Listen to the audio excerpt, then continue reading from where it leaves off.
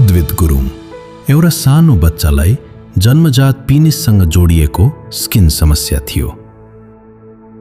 पहिले अन्यत्र अपरेसन गराइएको थियो, तर त्यो सफल भएन र बच्चालाई स्वेलिङ भएर 16 डेजसम्म हस्पिटलमै बस्नु पर्यो। हिलिङ हुनु पनि धेरै गाह्रो भयो। पछि यहाँ रिडु सर्जरी गराइयो र अहिले बच्चा पूर्ण रूपमा स्वस्थ छ, कुनै प्रब्लम छैन। सुनौ आमैले आफ्नै अनुभव आफ्नै शब्दमा बताउनु भएको यो कुरा। नमस्ते म्याम, तपाईँको नानीको नाम के हो? अद्वित गुरुङ। ए उसलाई चाहिँ के चाहिँ भएको थियो? उसलाई चाहिँ उसको चाहिँ अलरेडी फेब्रुअरीमा जस्तै एनएममा उसको त्यो के अरे पेरेन्ट्सको प्रब्लमले गर्दा अपरेसन भइसकेको थियो, तर उसको त्यो स्किन लाग्दै थियो।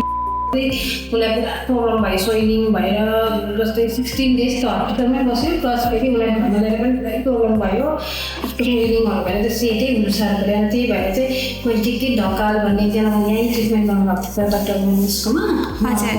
पेसेन्ट भेटेर त्यही मेरै गाउँको हो, उहाँले चाहिँ मलाई यता जानु सोच्नु भएको। अनि फेरि बादमा चाहिँ 2 मन्थ्स बादमा निकाल्नु चाहिँ पर्छ भन्नुभएको पनि भएको थियो कि, तर उसको पुरा स्वेलिङहरू त्यो घटेन। मलाई डर लाग्यो, त्यही भएर यहाँ राम्रो सुने यहाँको डक्टर एकदम राम्रो हुनुहुन्छ भनेर। त्यही भएर मैले यहाँ ल्याएर फर्स्ट भेट चाहिँ मे अप्रिल लास्टमा गरेको थिएँ। अन्त उहाँ भन्नुभयो ठिकै छ 2 महिना बादमा गर्नु, नानीको त्यो स्किन चाहिँ निकाल्नै पर्छ भन्नुभएको थियो। त्यसरी निकाल्यो हो। अहिले चाहिँ तर यहाँ यति राम्रो भयो, एक दिनमै 2 जुलाईमा उसको ओटी भयो, 3 जुलाईमा डिस्चार्ज पनि भयो। अहिले पनि एउटा प्रब्लम छैन, एकदम सेफ पनि राम्रो भयो। सर्दी पनि अहिले भन्नुभयो कि दबाईहरू कन्टिन्यू सबै सक्यो, उसको बोरली सबै उयोहरू सक्यो, दबाई अहिले कन्टिन्यू गर्नु पर्दैन, एकदम राम्रो भएको छ, एकदमै राम्रो। नानी एकदम फिट छ, एकदम ठिक छ। अहिले त केही प्रब्लमहरू केही छैन।